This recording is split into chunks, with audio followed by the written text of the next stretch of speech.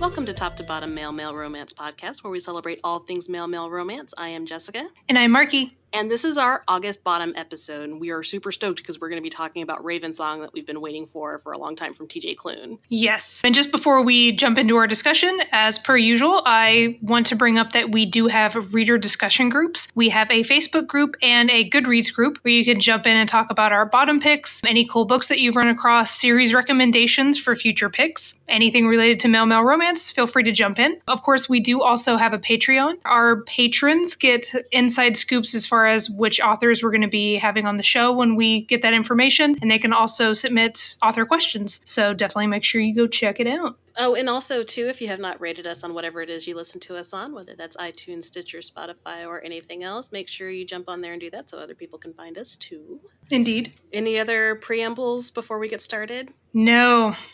Okay, so first off, above and beyond everything else, spoilers, beware of the spoilers. There are going to be so many spoilers, you aren't even going to know what to do with yourself. So if you have not read Ravensong and you intend to do so, or you do not want spoilers, come back to this episode when you're ready to hear us rant about it. Not rant, but rave, rather. But we are going to talk about every little bit about it. This is your warning. Are you gone yet? I think they're gone. Okay, so the people who stuck around, you can share in the woe and wonder and misery and greatness. That was Ravensong. So every time I wanted to talk to you about this, you made me shut up. Yeah, well, we had to wait for the podcast. And we always try to do this. We always try to resist the conversation, but we always get let a little bit of chit-chat go back and forth. I mean, we work together, so we see each other throughout the day. And, you know, especially when we're doing like audiobooks or whatever, like if we listen to an audio thing or whatever on the way to work, then we have to yell at the other person when we get there, right? So we're not always the best about keeping our conversation from happening before the podcast. We try, but this time we were really good about it, which is painful because I've needed to talk to you about this book. Yes. So I don't know if you want to launch in anything in particular, but I will say this book played with my emotions pretty hard, but I was not a sobbing mess like I thought I was going to be because Wolfsong was fucking mean and Ravensong just kind of hurts a little bit. Are you in the same boat? Yeah, yes and no. I do feel like there was, I mean, pretty much just as much tragedy, except for because I know TJ at this point, I was expecting a lot of it. We warned spoilers, right? So yeah, spoil to your heart's content. Okay, so we didn't lose any characters, right?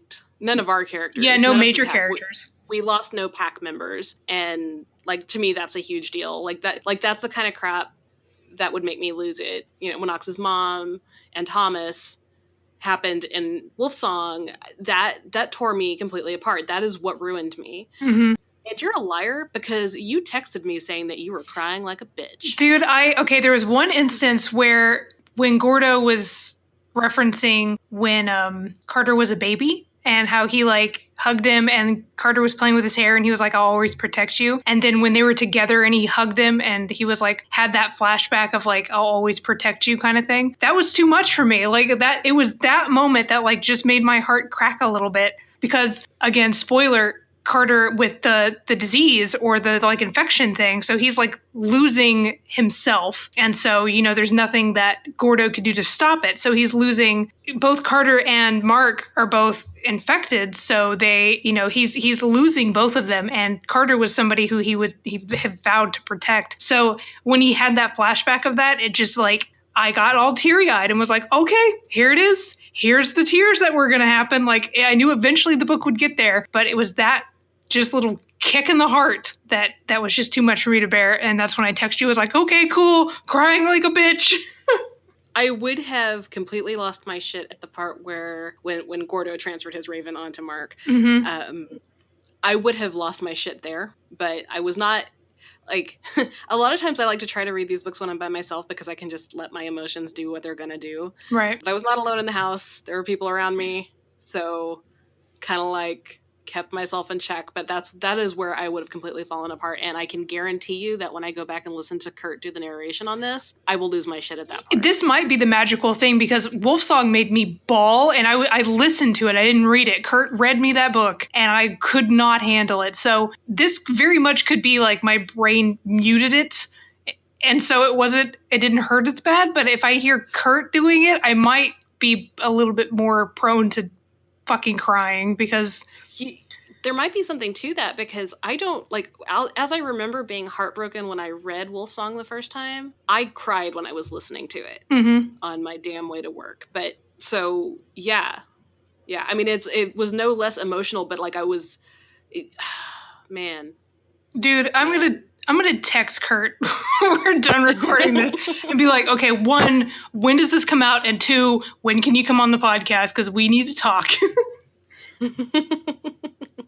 Well, those are our emotional, like, heartbroken moments. And we can talk more about some of that later. But what about the rest of it? Did you have any other favorite moments? I mean, anytime Gordo is hanging out with his buddies, it's pretty fantastic because they're so not Gordo. Like, the fact that he's friends with those goofballs is fantastic to begin with. But the fact that they're such wonderful, ridiculous friends, and then Gordo with his murder eyebrows, like anytime that they're all together, it's just my favorite. I can never get enough of that. I'm reading through what I had highlighted just to see what I want to bring up here.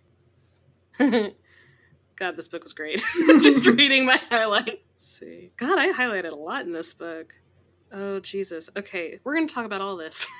Go for it. So some of these were just like really humorous. In the very first chapter, the first thing I highlighted in the whole book was, but they did have one thing in common. All 3 were assholes who didn't know when to shut the fuck up, and I was stuck with them. So that was great, because that was kind of like a great bonding, older brother feeling kind of situation with Gordo with the kids while they're out in that 3 months, or 3 years, 26 whatever the shit. You had that recited because the couple times that we did like hint at each other that we were reading the book, you kept saying that time span over and over. Like, that book really ingrained yourself for a good minute. It really did. And here I am like losing it, but whatever. Okay, so then in like the second chapter, there was just like this really beautiful line that says, a splatter of rain against the windshield. Just a few drops, really. I just thought that was a really pretty line. Just like that sentence just made my heart do emotion things. Words, I do them. And then the freaking thing where, I'm not going to read this because it's really long, but the part where he finds that Omega in the alley and he's like pulling up the silver from the earth and then like fucking shoots it through his brain. Yeah. Gordo's a badass, dude. Intense. Dude, like, I knew he was, but I didn't, like, that was the moment that I really knew what Gordo was. Yeah. And, like, magically speaking, that was intense. Yeah. Yeah. Do not fuck with him. The murder eyebrows are not a joke. And that kind of ties into this other one where I highlighted, it says, you could have become the villain, Gordo, and it would have been within your rights. Instead, you just chose to become an asshole. Are you complimenting me? Because if you are, you're doing a really bad job at it. Pretty great. I love that. Yeah. God, I have so many of these that are so great. Just anytime Gordo interacts with anybody, because he is such a dick. And there was a scene where the guys were narrowing down his perfect boyfriend, basically, and they were saying, they're like, he has to be kind of tough because Gordo's really mean. like it's, and they eventually, of course, narrow it down to like, it's Mark. It has to be Mark. And he's like, fuck you guys. I mean, it could be Carter, but yeah, exactly. But ew, because it's like a little brother to him at this point. Yeah. So, this one. Thankfully, I remembered I was a hardcore 39-year-old redneck before I swooned a little. Yeah. It was close to. I love that one. What was Mark doing? What did Mark do? Oh, it was when he was trying to be all, like, he was going to say something shitty, but then he stopped himself. And then Mark said, what he actually meant was, fuck you or whatever. Yeah. I don't remember exactly what it was, but that was what happened and it was great. Yeah. Yeah, I love that. I love that so freaking much. So, and I mean, all the fun, fantasticness aside, because TJ has been always good about peppering humor into the stories, especially with these characters. There were plenty of tragic moments. Like, poor Gordo being left alone and abandoned, basically like how Ox was in the first book when he was left alone when he was, 14 or 15 or something, when Thomas and everybody had to pack up and go. It was heartbreaking. It was super heartbreaking. And he was still a kid. Yeah. It was, and he had no... It was really rough. Yeah. That's one of the things that Anne-Marie on our Goodreads was talking about. She was like, my heart broke because of Gordo being left behind. And it doesn't really talk about why they had to go, because Gordo doesn't know. So nobody ever told him why they had to leave. Like, it's just something that had to happen, and he still doesn't have answers for that. And so that's tragic as shit. And I assume it'll eventually get fleshed out as to why Thomas and everybody had to go, but that's not answered. And that makes it even more frustrating because he still doesn't fucking know. Yes. Okay. I'm going to transition this a little towards the end of the book. Okay. Where Rico's been shot. Mm-hmm. And to tag into that line, my highlighted from that was, hey, I've been shot. You're supposed to be nice to me. You were grazed. And then let a woman carry you back. That's because I'm a feminist. Yeah, so Rico's great. Rico is great. But then in the midst, this is something that TJ, you were talking about him integrating humor in the most tragic of moments. So there's the moment where it wasn't Meredith, it was that other witch, wasn't it? That sliced. Yeah, it was the chick witch. I don't remember her name because she's dead now. Where she cut off his hand. But yeah, so all of the hand humor that happened immediately where he's saying, I guess I won't be so handy anymore. And that happened immediately afterwards. Mm-hmm. And then just shortly after that, we have, this is hands down, sorry, Gordo, been one of the worst days ever. Show a little respect. Well, I love that, like, while Gordo's bleeding out and delirious is when he'll crack a dad joke. Like, he's too hardcore to do it at any other point, but he's dying, so he's like, that's hilarious. Like, just, it's ridiculous. Yeah. Or he'll wait on you hand and foot, or maybe just foot now. We turn slowly to look at him. He blinked at us. Too soon?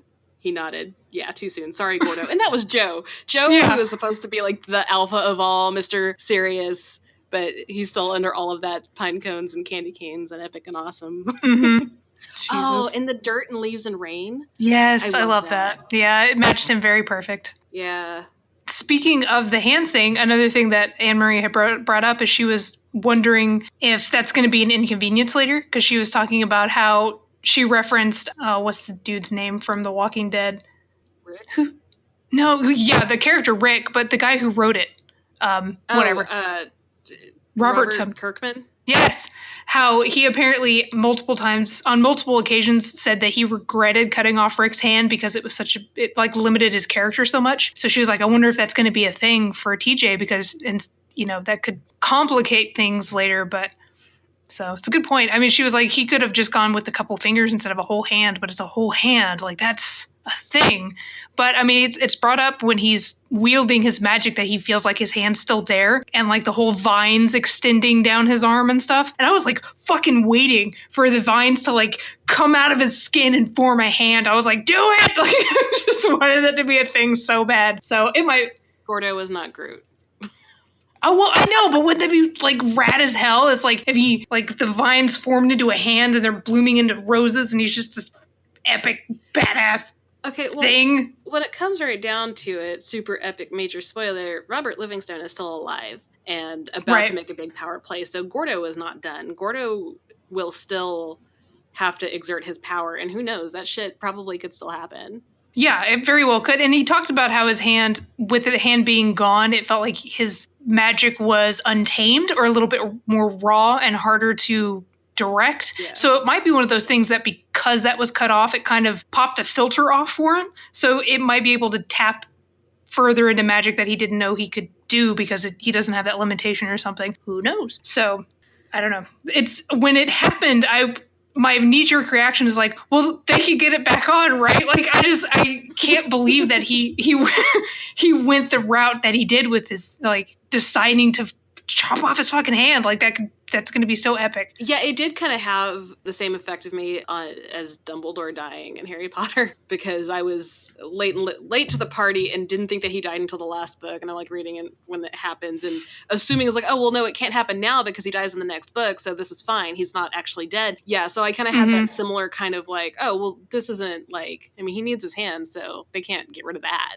Right. Guess he's magic. It'll just pop back on. It's fine. And then you keep reading, you're like, oh, I don't think that's going to happen. What do you mean they can't just glue it back on? Okay, so before we go off on another silliness, we need to address the fact that Carter and Mark both have a disease that's rotting their brain away.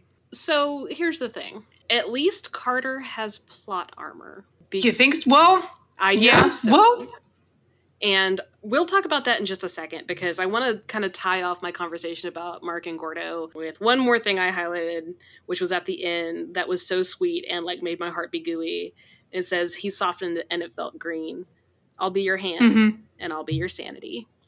It was just, yeah. I like, and then like they moved into the house together and like they're having the little slice of happy. Thank you, TJ, for the slice of happy before I know all the other shit's going to go down in the next book, because Jesus, did they deserve that? Like they moved in together and Gordo's grumpy and everything's great. And I just like, when I got done with that book, I laid on the couch. They had never been able to have each other, and they finally did, and they get to have their moment of happy, and that was amazing. And you know, the other thing, it was the after the epilogue little slice of insanity, like definitely drilled home that we are definitely not out of the woods, and that more shit is definitely to come, and it's not going to be easy on them. But having said that, so that was really impactful. Like so I'm going to reference Jeff and Will's podcast. I don't know if you listened to the Big Gay Fiction podcast where they had TJ and Kurt on, but TJ dropped the hint that the person mentioned in the last sentence of the book would be the person who was the POV for the next book. So it's been no secret that the book is going to be about Robbie and Kelly. He also mentioned that it's going to be an asexual werewolf story, which is great. And so do you remember the last sentence of the book?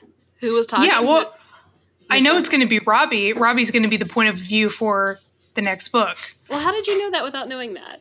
Well, he talked to, I think he brought it up on one of his blogs or something, that Robbie and Kelly were going to be the next. Yes, he did, but he didn't say who the POV was going to be. Oh, I don't know. Then maybe I'm just making that up. Like, you're just making shit up.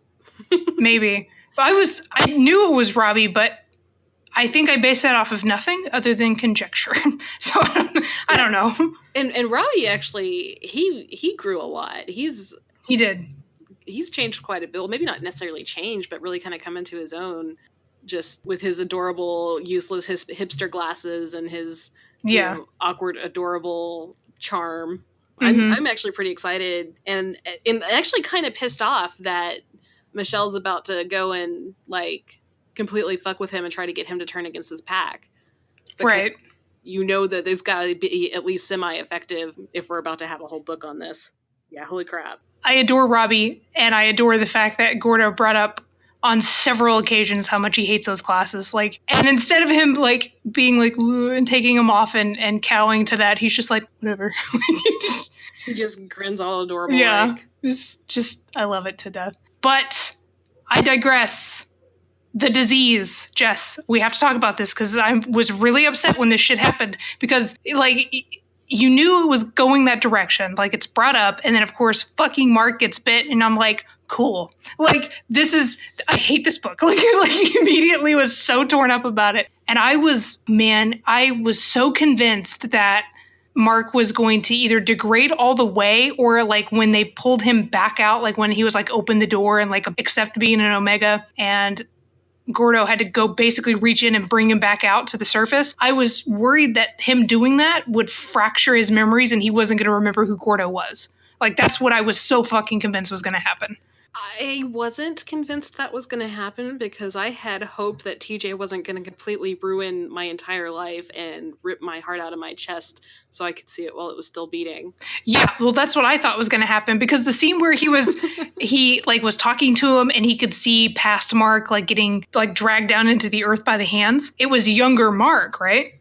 So I was like, okay, so he's saying he has to leave young Mark behind, and that's the part that would remember who Gordo was. So I thought he'd awaken and he'd be like, who are you? And I was just going to just die. I was going to throw my Kindle and die. But it didn't, and it's fine. But it was scary. I feel like that was because that was the most vulnerable Mark. Yeah. Because of that moment that it had just followed where Gordo handed him back his wolf. So he was at his most fragile at that point, I think is why that Mark was chosen. That, and also it was the most heartbreaking moment, so we got to relive it a second time. Yeah, because why not, right? Because TJ, that's exactly. Why. But, and the reason, I mean, again, I can't vouch for Mark being completely okay because he's had his story now. Mm-hmm. But I can guarantee that Carter is okay for at least 2 books because he's after Robbie and Kelly. So let's talk about his love interest. Yeah. Yeah. No wonder TJ was so tight-lipped about who Carter's love interest is going to be, because oh, dude. Okay, I don't know if this fits in the podcast, but you have to tell me, because you told me that you had expected something to be a thing the whole time, and then it wasn't. What was that? The memory thing. I thought it was going to be... That's what you Yeah, I was convinced that it was going to be one of, because his memories were taken away and altered and stuff, like Gordo's mom. And so when that whole scene happened where he was getting dragged down, I really thought it was going to be where he did not remember who Gordo was, and it was just going to be heart-shattering like that. And I thought, like, I had this intense feeling it was going to be that for a good chunk of that, like 2 or 3 chapters where that shit was going down. I was really upset, and I'm really glad it didn't play out that way. And that's what I was like, so convinced, and then it didn't, and I could breathe again. So yeah. But when the feral wolf showed up, I knew it was going to be somebody important because Gordo said he somehow seemed familiar. And I wonder if Gordo knew who he was at some point and his dad altered his memory so he didn't remember he had a brother.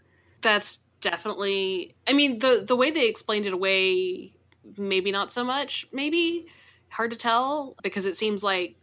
Because Robert's tether, they said that she got pregnant and then they sent her away to have the baby. But I guess she had to have come back at some point because his mom killed her, and where was the baby and all that? I wonder if we're ever going to get answers to that, or did I miss them? Do we already have answers? No, there's no answer. Like, she showed up. It made it sound like she had always been around town, and so it finally was like the mom just snapped. But I don't really know. But it sounds like Gordo doesn't really know either, so that all makes sense with it being hazy and a big fat question mark. So it might be one of those things where she came back with the baby and tried to be like, I want to be a family, and then that's when Gordo's mom went banana sandwich. I don't know, but Gordo said he seems familiar, so I feel like it would only make the most sense if he knew who he was beforehand, because otherwise, like, how would he feel familiar if he'd never met him? Does magic have a signature? Was his brother a witch that was turned into a werewolf? Like, it's all these questions and more. Yeah, there's a lot there. I mean, luckily we know we have 2 more books in the series, so hopefully we'll get a lot of those answers. But yeah, man, I kept thinking throughout the books, like, what character have we lost track of? Like, I thought it was going to be somebody that we already met. Yeah, same. That was a cool twist. Yeah, that was a cool twist, and I'm interested. Like, I'm wondering if it's just that instant connection thing that, like, Ox and Joe had and Mark and Gordo had. Is it that same thing between Carter and this wolf, or is it? I mean, what exactly pulled them together?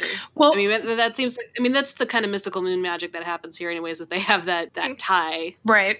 Well, and the wolf's an omega, right? So it's not like he would just attach himself to Carter for no reason. Like, he's not an alpha.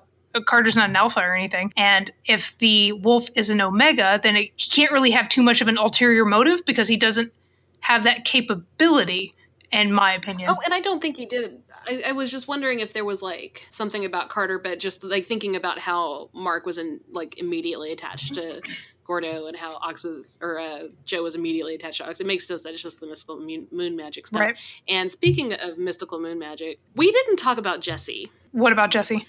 I don't know how you feel about Jessie, but I love Jessie. Oh, yeah, she's great. God, she's just a badass. Yeah. Like, she does the fighting, she's quick with her decisions, and, you know, handles shit when it needs to be handled without asking questions, and yeah, just, And I also think it's cool that she was like the ex-girlfriend, and she seemed like such a character that would eventually just poof off into nothing. She was Ox's first love, and she helped him grow into a person because of that. Like, she was important to his character development, but I didn't think she'd be around. And not only does she stick around, but she's part of the pack, and she's fucking badass. Like, I love the fact that he took a character that I think in most other instances would be very, very gone at this point, and she's one of the cornerstones. Like, she really holds everybody together in some seriously trying times. So I adore her.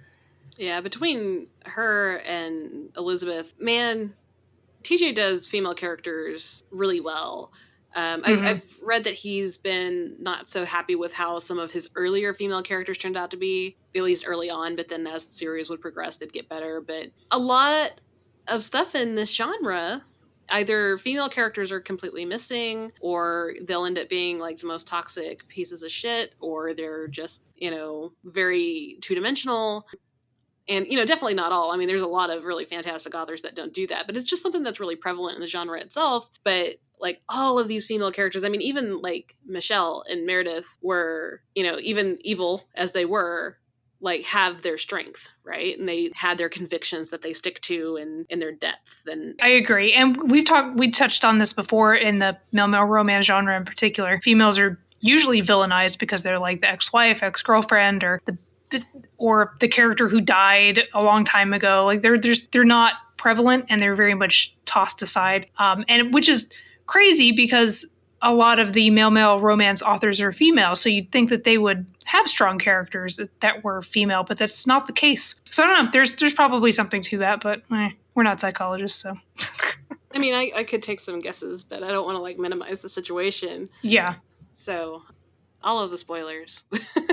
Yeah, we really ripped this book apart. It's hard to not in this kind of situation. There's no way we could be vague in this book because there were so many very important things that happened that we have to just parade around so we can get through them together. Yeah, well, and that's not necessarily a bad thing too, because like Gail on our book discussion group on Facebook had thanked you for the spoilers that you had put up, because she had such a hard time with Wolfsong that knowing what she was getting into for this one kind of made it easier to get into, or you know whether or not it was something she wanted to approach. She had told me once that was, you know, she only read the funny TJ books because he was much on the emotional destroying side. Like, she just as far as like, she doesn't want to go there, right? So, and I can't blame her. I do that to myself a lot, but and I'm in the same boat as Gail. Like, it's reading books that are not happily ever after, or that have like real tragedy and things like that in them, typically aren't my go-to, because I like happy books, and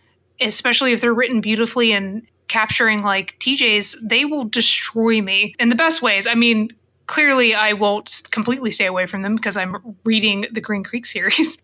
They're rough. I can definitely see where she's coming from. Before Ravensong came out, or I think like maybe 2 days after it came out, I was on Twitter like flipping through TJ's people talking about the book to see if somebody said like, I'm emotionally destroyed forever, to see like how badly I was going to get destroyed. And most people were just like, oh, it's so beautiful. And I was like, no, you need to tell me if I'm going to die. Like, it was, I understand. If it's not an author that I already know and love, if I go into something knowing that it's heartbreaking, I probably will not actually give it a chance. But I look forward to TJ breaking my heart. And you know what? If Gail wrote a book that would break my heart, I would read that too, because I will read everything she writes. So yeah, that's true. So if it's an author that I love, I will let them torture me. It's fine. We're just messed up like that. Yeah, that's too true.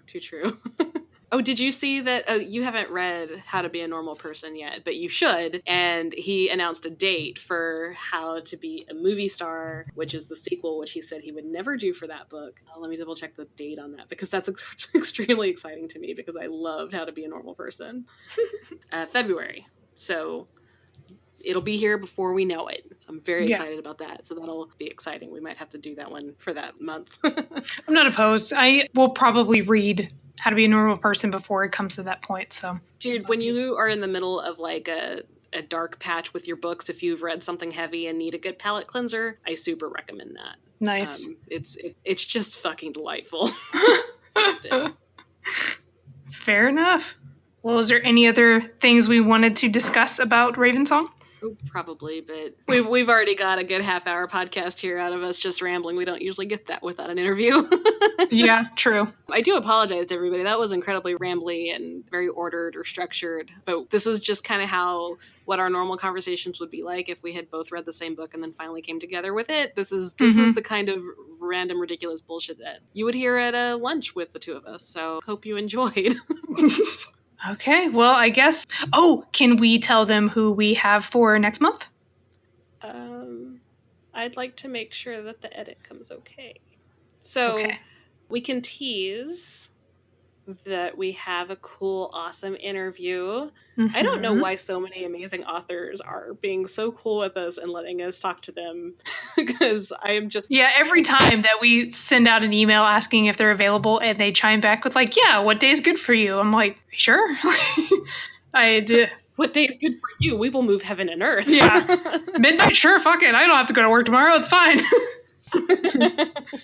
Meanwhile, the next day we are death. Yeah, we are death, but we got that interview. But yeah, so stay tuned for next week. We will have an awesome interview, hopefully, as long as my editing all comes out good, which I assume it will. And yeah, I guess until then. Yeah, we'll see you next time. Bye.